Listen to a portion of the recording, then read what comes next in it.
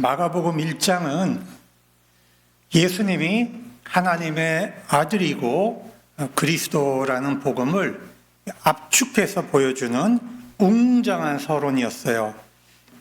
지난 겨울 동안에 우리가 1장을 다루었고 이제 마가복음 2장부터 예수님의 신분이 베일을 벗으면서 드러나기 시작을 하는 그런 장이 2장부터입니다. 예수님이 드러나니까 또 뭐가 드러나냐 하면 예수님이 가져오신 하나님의 나라가 어떤 것인가 2장부터 또 드러나기 시작을 하는 겁니다. 그래서 마가복음 2장부터는 예수님과 유대인 종교 지도자들, 특히 이 바리새인들, 서기관들 사이에 불꽃 튀는 논쟁이 일어나는데 이 5번 일어나요. 그래서 이 4번은 2장에 들어있고 5번째가 이제 3장 첫 부분에 들어있습니다. 그래서 그 첫 번째 논쟁이 무엇이었느냐? 죄 사함 논쟁이었어요. 예수님은 중풍병자를 고쳐주시기 전에 먼저 네가 죄 사함을 받았다 선언을 합니다. 그것은 예수님께서 하나님의 아들이고 하늘의 권세, 죄를 사해 주시는 하나님의 권세를 갖고 계시는 분이라는 것을 드러낸 거예요. 유대 종교 지도자들이 가만히 보니까 이것은 청천벽력 같은 충격이었어요. 자기들이 그동안 하나님의 대리자라고 해서 종교 권위를 가지고 사람들 앞에서 군림해서 누리고 있었는데 자기들의 이 종교적 권위가 뿌리채 흔들리게 되죠. 그래서 하나님의 아들과 이 눈먼 종교 지도자들 사이에 영적인 격돌이 일어나기 시작을 했고 사탄이 이 종교 지도자를 이용해서 우리 주님을 이제 죽음의 길로 몰아가는 이런 일이 벌어지는 겁니다. 두 번째 논쟁은 무엇이었느냐? 이제 지난주에 공부한 건데 죄인과 의인, 사람이 정해놓은 죄인과 의인의 경계를 우리 주님이 다 허물어 버린 거예요. 그러니까 예수님은 세리와 죄인들하고 함께 먹고 마셨습니다. 그동안 이 유대 종교 지도자들은 자기들이 만들어 놓은 깨끗한 것, 자기들이 만들어 놓은 거룩한 것 이렇게 구분을 해서 자기들 마음대로 이 권력을 누렸어요. 그런데 예수님께서 그 경계를 다 무너뜨려 버렸어요. 그러면서 뭐라고 하셨냐면 누구든지 주님을 영접하면 하나님 나라의 자녀가 된다. 누구든지 우리 주님을 영접하면 다 초대받고 하나님 나라의 백성이 된다 그랬어요. 그러니까 예수님이 뭐라고 하셨어요? 내가 온 것은 거룩한 척하는 의인을 부르러 온 것이 아니라 죄인을, 회개하는 죄인을 부르러 왔다. 그렇게 이제 말씀을 하셨습니다. 자, 오늘이 바로 이제 그 중요한 세 번째 논쟁인데 여기서 중요한 것이 금식 논쟁이에요. 금식 논쟁. 여러분이 이 말씀을 들으면서 도대체 예수님이 어디서 자기를 이렇게 드러내셨는가 여러분이 잘 찾아내시면 되는 거예요. 그러니까 우리가 성경을 읽을 때는 꼭 기본 원리를 알면 금방 보여요. 예수님 말씀 속에 어디에 예수님이 자기를 숨겨놓으셨는가 뭘 우리가 잘 찾아내면 되는 겁니다. 18절 보면 그 당시에 금식을 가장 잘하기로 소문난 두 집단이 있었는데 첫 번째가 세례 요한의 제자들이에요. 세례 요한의 제자들이 금식을 많이 했고 두 번째는 바리새인들이에요. 그래서 이 바리새인의 요한의 제자들과 바리새인들이 이제 금식을 이제 하고 있었다 그랬습니다. 근데 우리가 이제 구약을 살펴보면 이 금식이 율법에 정해져 있지는 않아요. 율법에 보면 딱 하루 하게 돼 있어요. 대속죄일 7월 첫째 날 대제사장이 그 지성소에 들어가서 모든 백성을 대표해서 속죄하는 날 그때 모든 백성이 이제 금식을 합니다. 그게 율법에 정해져 있고 그 다음은 언제 금식을 했냐 하면 나라가 위기에 처했을 때 나라가 멸망하게 되었을 때 백성들이 금식하면서 회개를 했습니다. 예를 들어보면 사무엘 7장에 보면 블레셋 군대가 쳐들어오니까 사무엘이 온 백성을 어디에 모아요? 미스바에 모아요. 그리고 회개하고 금식을 해라. 이렇게 해서 이제 하나님 앞에 참회하는 일이 벌어집니다. 또 에스더 4장에 보면 하만이라고 하는 사람이 온 유대 민족을 이제 죽이려고 했어요. 페르시아에서.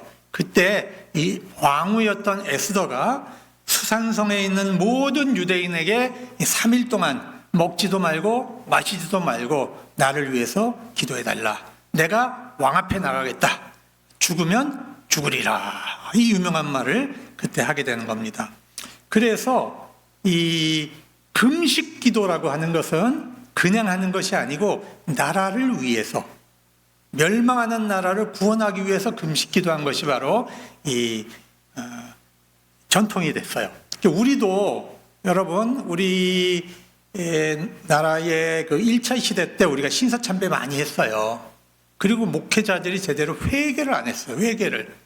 그래서 우리나라가 어떤 어려움에 처합니까? 일제가 끝나고 6.25 전쟁 터지잖아요. 그죠? 6.25 전쟁 터져갖고 저 부산에 피난 가가지고 거기 가서 온 교회가 모여가지고 하나님 우리가 잘못했습니다. 우리가 하나님 앞에 이 큰 범죄를 저지르고 회개하지 않았습니다. 부산에 가서 이제 금식 기도하고 회개하는 그런 참회를 이제 하게 됩니다. 그런데 구약과 신약 중간기 한 200년 동안에 이 바리새인들이 이제 자기들끼리 규칙을 정했어요. 일주일에 우리 2번 금식한다. 월요일하고 목요일을 2번 금식하는 전통을 만들었어요. 그들은 금식하면서 회개하면 하나님께서 우리 민족을 로마의 식민지로부터 구원해 주실 것이다. 이렇게 생각을 한 겁니다. 그러면 세례 요한의 제자들은 왜 금식을 했는가? 여러분, 세례 요한은 어떤 일을 했어요? 광야에서 메시아가 오시는 것을 준비한 사람들이잖아요. 메시아가 오는 것을 기다리면서 금식한 거예요. 그리고 슬퍼하며 애통했습니다. 그래서 요약을 하면 바리새인들은 민족을 구원하기 위해서 금식을 했고, 세례 요한의 제자들은 메시아가 오는 것을 기다리면서 금식을 한 겁니다. 그런데 예수님이 이 세리와 죄인들과 함께 앉아서 잡수고 마시는 것을 보면서 못마땅한 거예요. 바리새인이 볼 때 아니 나라와 민족을 위해서 금식해야 되는데 예수님의 제자들은 저 민족 반역자 세리들하고 죄인들하고 먹고 마시고 하니까 이 바리새인들 입장에서는 못마땅하죠. 못마땅한 거예요. 그리고 요한의 제자들이 볼 때는 메시아가 와서 하나님 나라가 이루어져야 되는데 금식해야 되는데 예수님과 제자들은 애통하지도 않고 슬퍼하지도 않고 이 죄인들과 잔치를 하고 계신단 말이에요. 못마땅한 겁니다. 그래서 오늘 본문에 보면 이렇게 말해요. 사람들이 예수께 와서 말하되 요한의 제자들과 바리새인의 제자들은 금식하는데 어찌하여 당신의 제자들은 금식하지 않습니까? 그래요. 자, 여기서 사람들이 왔다. 어떤 사람들이 왔을까? 오늘 마가복음은 아무 얘기를 하고 있지 않지만 마태복음 9장에 보면 누가 왔다?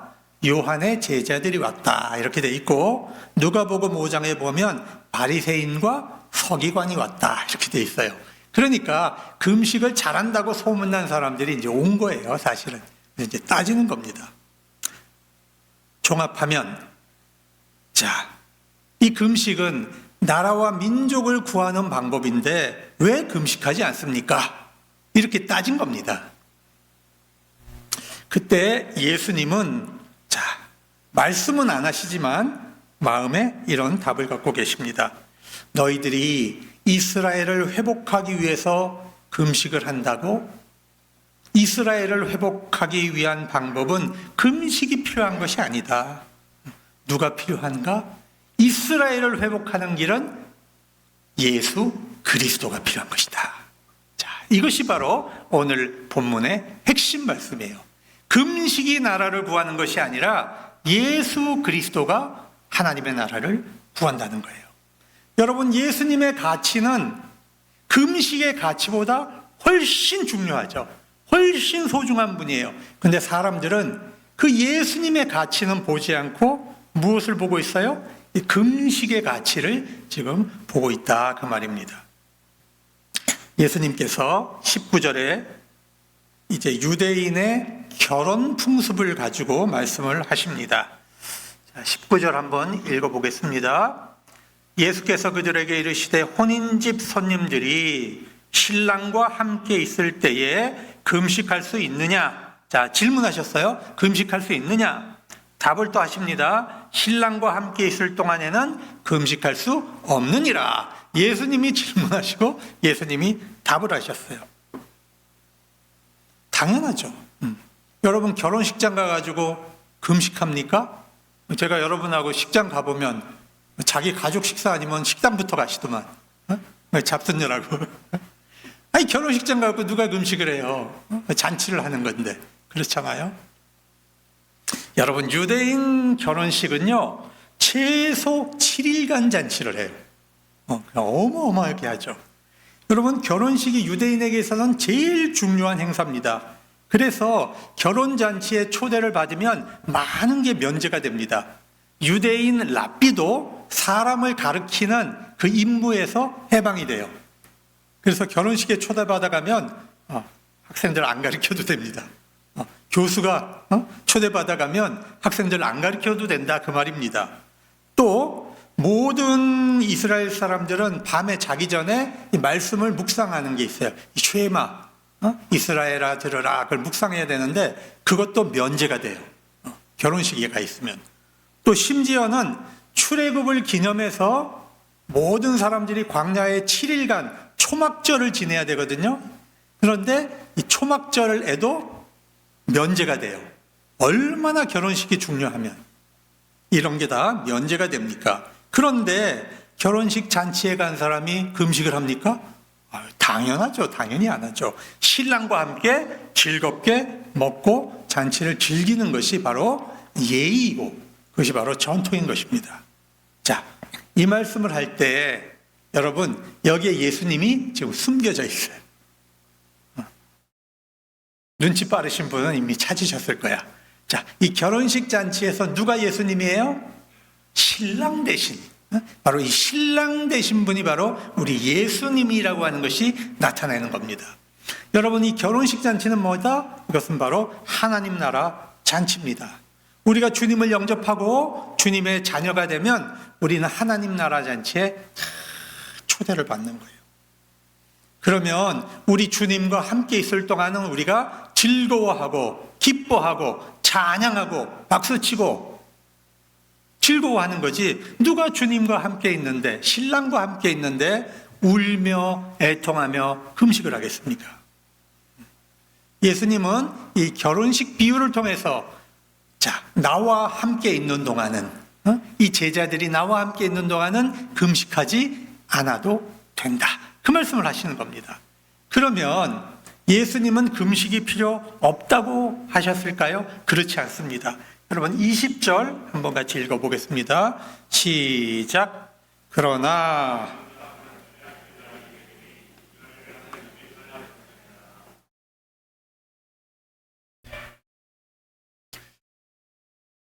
여러분 제자들이 주님과 함께 있을 때는 금식할 필요가 없지만 신랑을 빼앗기는 날 우리 주님을 빼앗기는 날은 금식해야 되는 거죠. 금식할 날이 있다는 겁니다. 여러분 주님을 빼앗기게 되는 날이 언제입니까?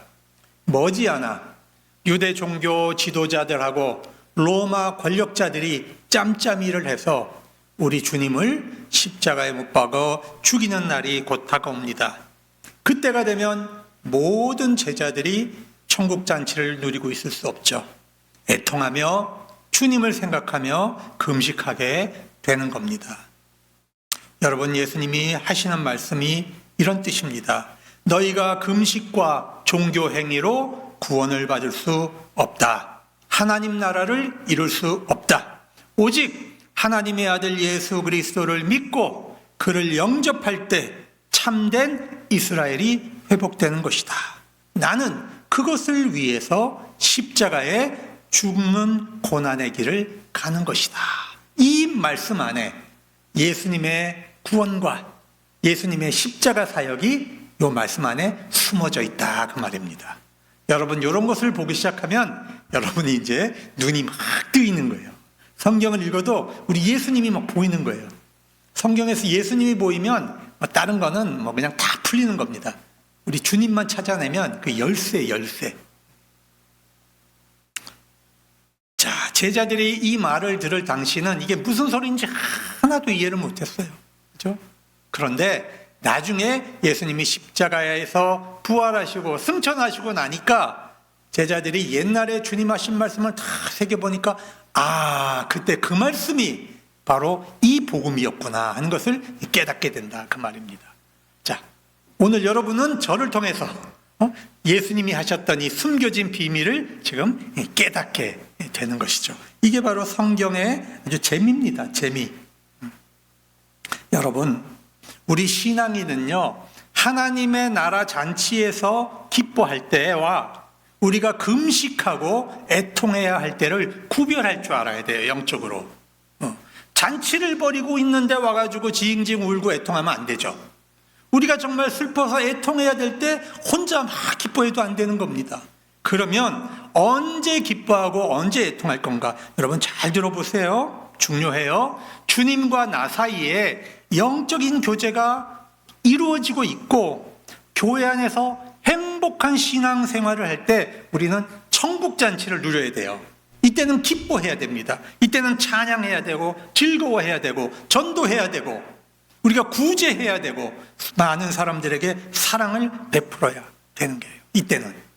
그런데 또 이럴 때가 있어요. 우리가 시험을 당하거나 우리가 무너졌거나 낙심해서 우리 마음에서 주님이 가깝게 안 느껴져. 멀게 느껴져. 여러분 세상 것을 더 사랑해. 우리 주님보다도 세상 것이 더 좋아 보여. 말씀과 기도가 잘 들어오질 않아. 이때는 우리가 무엇을 할 때다? 금식할 때입니다. 금식할 때. 이때가 바로 금식할 때인데 우리가 금식은 아주 다양하게 해야 돼요. 여러분 우리는 자꾸 밥을 안 먹는 것만을 금식이라고 생각을 하는데 밥만 안 먹는 게 아니에요. 여러분 핸드폰에 빠져 있는 사람이 있어요. 맨날 들여다보죠. 자나깨나 핸드폰 들여다보죠. 핸드폰 금식해야 돼. 핸드폰 금식. 핸드폰보다 우리 주님보다 핸드폰이 더 좋은 사람은 핸드폰을 여러분 묻어놔야 돼. 한동안. 또 드라마에 빠져가지고 우리 주님보다 드라마가 더 좋아. 이 말씀 듣는 것보다 그냥 드라마가 더 좋아. 눈만 감으면 드라마가 생각나. 여러분 이 사람은 드라마 금식해야 돼. 우리의 영적인 질서가 되살아날 때까지 드라마 끊어야 돼요. 수긍을 안 하시네. 여러분 돈을 너무 사랑해서 하나님보다 돈이 너무 좋은 사람들이 있어. 그것은 우리가 필요한 돈 외에 나머지 돈은 우리가 끊어야 돼. 금식해야 돼. 돈에 대해서도 금식해야 돼. 여러 가지 금식이 있는 거예요. 우리 주님보다 더 사랑하는 게 느껴질 때 여러분 커피가 더 좋아. 우리 주님보다. 그럼 커피를 일정 정도 우리가 금식을 해야 돼. 그래서 커피가 나쁜 게 아니라 뭐가 나쁜 거야? 우리의 질서가 지금 무너진 거예요. 그러면 주님을 더 사랑하는 만큼 질서가 회복되면 그때는 뭐를 해도 자유로워져요. 주님만 사랑하면 모든 것이 자유로워지는 겁니다. 이것이 영적인 질서다 하는 것입니다. 예수님은 마태복음 6장에서 제자들에게 올바른 금식법을 가르쳐 주셨습니다. 마태복음 6장 16절에서 18절까지 우리가 한번 같이 읽어보겠습니다. 시작. 금식할 때에 너희는 외식하는 자들과 같이 슬픈 기색을 보이지 말라. 그들은 금식하는 것을 사람에게 보이려고 얼굴을 흉하게 하느니라. 내가 진실로 너희에게 이르노니 그들은 자기 상을 이미 받았느니라. 너는 금식할 때에 머리에 기름을 바르고 얼굴을 씻으라. 이는 금식하는 자로 사람에게 보이지 않고 오직 은밀한 중에 계신 네 아버지께 보이게 하려 함이라. 은밀한 중에 보시는 내 아버지께서 갚으시리라 그랬습니다. 여기서 그 왜 이 위선을 외식이라고 번역을 했는지, 왜 이걸 안 고치는지 모르겠어요. 제가 그 옛날에 그 이제 한남대학교에서 믿지 않는 아이들에게 이제 성경을 가르칠 때 이 마가복음을 읽고 한번 써오라 그랬더니 어떤 아이가 뭐라고 써오냐면, 아니 왜 교회 가면 외식도 못하게 하냐고. 가족들 외식하는 게 뭐가 나쁘냐고. 아니 그렇게 해놨어요. 그래서 제가 이거 깜짝 놀랐어. 아니 일반 사람들이 성경을 읽기 편하게 해주려면 그걸 외식이라고 하지 말고 위선이라고 고쳐야지. 근데 우리가 이게 참, 우리가 예수 안 믿는 사람에 대한 배려가 없어요. 성경 말씀을 고쳐놔야 돼. 외식이라고 해놓으니까 오해를 한단 말이에요. 무슨 얘기입니까? 예수님은 이 바리새인의 금식을 아주 위험하게 보셨어요. 왜? 자기가 내가 이만큼 의롭다, 내가 이만큼 경건하다, 이걸 내보이려고 금식을 한단 말이에요. 위선을 저지른단 말이죠. 그러면 금식은 어떻게 해라? 사람 앞에 보이려고 금식하는 게 아니다. 금식은 누구 앞에서 하는 거다? 우리 주님 앞에서만 해라. 사람에게 보이지 마라. 여러분, 우리 신앙생활할 때 이게 원리예요, 원리. 우리가 하나님과 우리에게 신앙의 관계는 절대 사람 앞에 드러내는 거 아니다. 남이 기도를 하건 안 하건 정죄할 것도 아니에요. 내가 하나님 앞에서. 세리와 죄인들은 최소한 그런 위선의 죄를 지지는 않았습니다.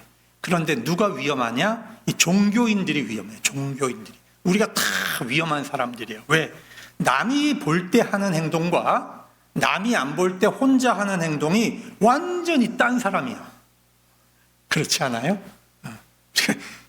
양심에 손을 얹고 생각을 하면 우리가 남이 볼 때 하는 행동과 나 혼자 있을 때 다르게 행동한단 말이에요. 이게 위선죄라는 거죠. 우리가 이런 죄를 짓기 쉽다. 그러니까 가능한 이런 죄를 안 짓는 것이 하나님이 기뻐하시는 일인 겁니다. 여러분, 누가복음 18장 11절로 12절 바리새인의 기도 한번 읽어보겠습니다. 시작. 바리새인은 서서 따로 기도하여 이르되, 하나님이여, 나는 다른 사람들 곧 토색, 불의, 간음하는 자들과 같이 아니하고 이 세리와도 같이 아니함을 감사하나이다. 나는 일해에 2번 금식하고 또 내 모든 소득의 11조를 드리나이다.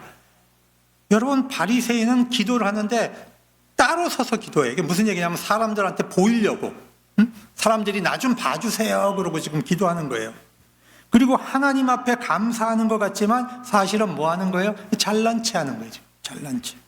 그리고 꼭 비교를 해요. 여기서 나는 토색, 불의, 간음하는 자하고 다릅니다. 나는 세리하고도 다릅니다. 꼭 남하고 비교를 해. 하나님 앞에 섰을 때 하나님하고 나하고의 문제만 해결을 해야지. 왜 남하고 비교를 합니까? 자기는 일주일에 2번 금식하고 11조 드린다고 많은 사람 듣는 앞에서 큰 소리로 기도해요. 예수님이 제일 싫어하는 행동이 이 종교적 위선이에요. 여러분, 우리가 예수 믿으면서 제일 조심해야 될 것이 바로 이런 겁니다. 오히려 세리와 죄인은 일반 세속적인 죄를 지을지언정 하나님이 보실 때 이런 종교적인 위선을 짓지는 않아요. 왜? 나는 죄인인 것을 알아. 세리와 죄인은 내가 죄인인 걸 알아. 그런데 이 바리새인들은 내가 죄인이 아니라고 생각을 해. 이게 더 큰 죄란 말이에요. 여러분, 누가복음 18장 13절 세리의 기도 한번 읽어보겠습니다. 시작. 세리는 멀리 서서 감히 눈을 들어 하늘을 쳐다보지도 못하고 다만 가슴을 치며 이르되, 하나님이여, 불쌍히 여기소서, 나는 죄인으로소이다 했느니라. 세리는 자기가 죄인인 것을 알기 때문에 사람들 앞에 나서지 못해요. 멀리 떨어져 있어요. 자기가 죄인인 것을 알기 때문에 하늘을 들어서 하나님을 감히 쳐다보지도 못해요. 고개를 숙이고 가슴을 치면서, 하나님, 저를 불쌍히 여기소서, 저는 죄인입니다. 여러분, 성경에 나타난 기도 중에 제일 위대한 기도가 뭔지 아세요? 이 세리의 기도예요. 세리의 기도. 하나님이여 저를 불쌍히 여기소서 저는 죄인입니다. 이게 기도 중에 제일 위대한 기도고 우리 주님이 제일 좋아하시는 기도예요. 은혜를 아는 거죠. 하나님이 누구의 기도를 들으시겠어요? 위선적인 금식은 오히려 하나님께서 진노하시고 가장 미워하는 것입니다. 그런데 금식을 한다는 것은 하나님과 나와 사이에서 이루어지는 것이지 다른 사람하고 아무 관계없는 것을 가지고 표를 내고 자랑하기 위해서 금식하는 것은 하나님 앞에 죄가 된다는 것입니다. 자, 이제 예수님께서 하신 21절의 말씀을 한번 이제 보겠습니다. 생배 조각을 낡은 옷에 붙이는 자가 없나니 만일 그렇게 하면 기운 새 것이 낡은 그것을 당기어 해짐이 더하게 되느니라. 대충 뭔 소리인 줄 알겠는데 말이 좀 옛날 말이라서 어려워요. 제가 설명을 잘 해드릴게요. 여러분, 낡은 옷이 헤어져서 이 구멍이 났어요. 요즘 누가 그런 옷을 입습니까마는 우리 옛날에 다 그런 옷을 기워 입었어요. 새 천 조각을 내가지고 기워 입었어요.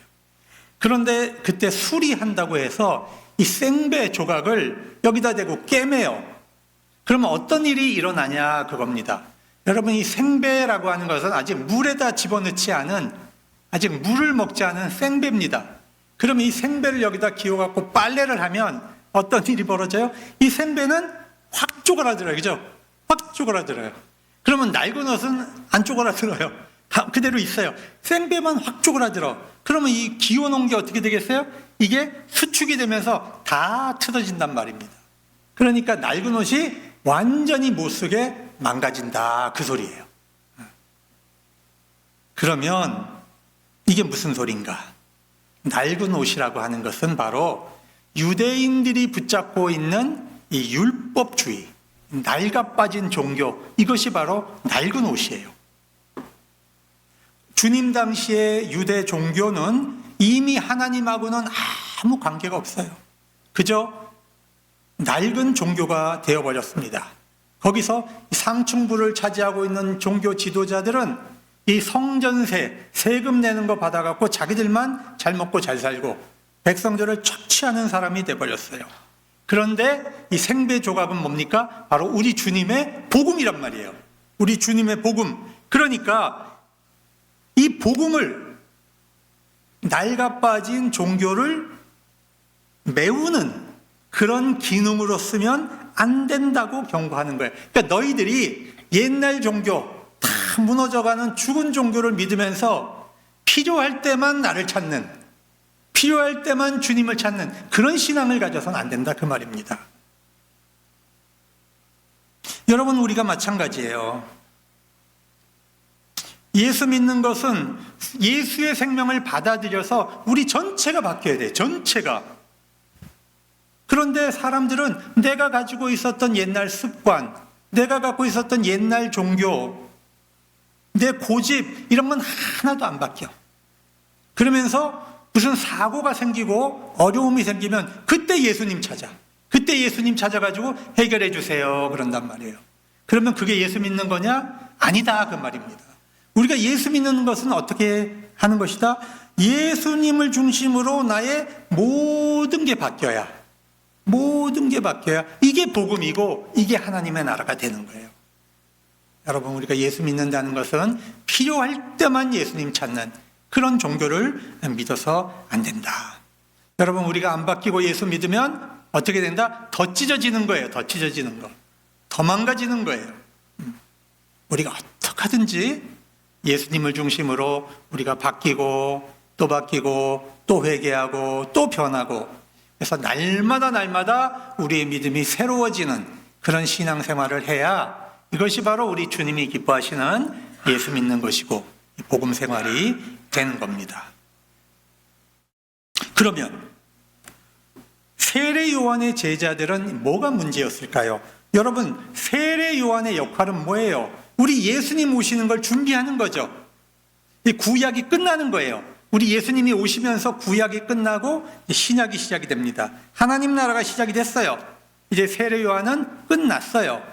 그런데 세례 요한의 제자들은 어떤 생각을 갖고 있는 거죠? 자기 선생님이 했던 거를 지금도 하겠다는 거예요. 이게 무슨 얘기예요? 예수님 메시아가 이미 오셨고 하나님의 나라가 이미 시작이 됐는데 이 사람들은 아직도 예수님 기다리고 아직도 메시아 기다리고 아직도 구시대의 영성을 붙잡고 지키려는 겁니다. 쓸데없는 일을 하는 거죠.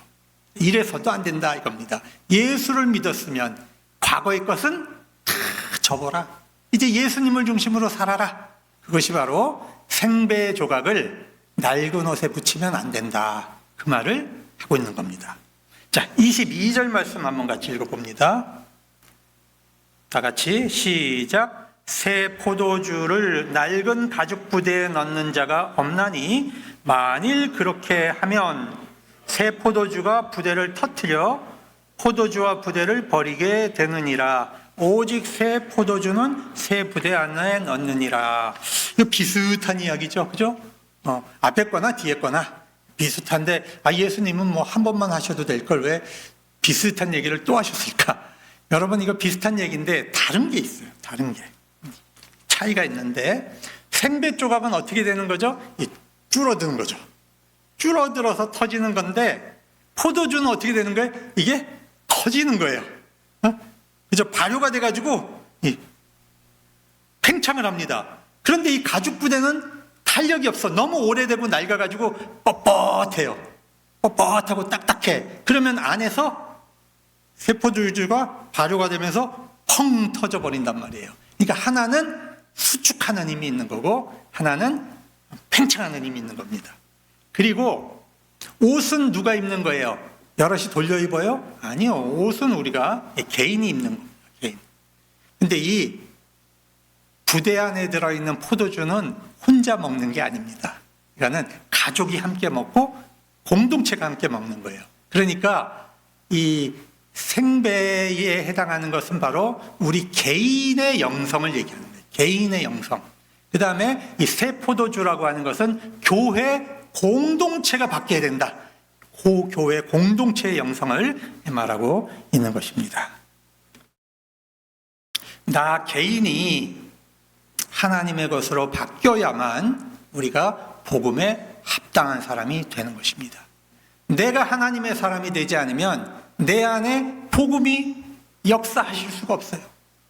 여러분, 우리 교회가 하나님의 교회가 돼야지 교회 안에 복음이 역사하는 겁니다. 성령의 역사 없이 인간이 윤리적으로 예수를 믿을 수가 없는 거예요. 여러분, 성령 충만하지 않고 교회가 인간의 조직력을 가지고 하나님의 나라 일을 절대로 할 수가 없는 겁니다. 하나님의 것은 인간 안에 담을 수가 없어요. 하나님의 것은 어디다 담아야 돼요? 하나님의 것 안에 담을 수 있어요. 그러면 잘 생각을 해보세요. 내가 하나님의 것인가? 응? 여러분, 나 개인이 하나님의 것인가? 우리가 늘 이걸 생각하고 살아야 돼요. 내가 하나님의 사람이 될 때 내 안에서 복음이 역사가 일어나는 것이에요. 여러분, 우리 교회가, 원미동 교회가 정말 하나님의 교회인가?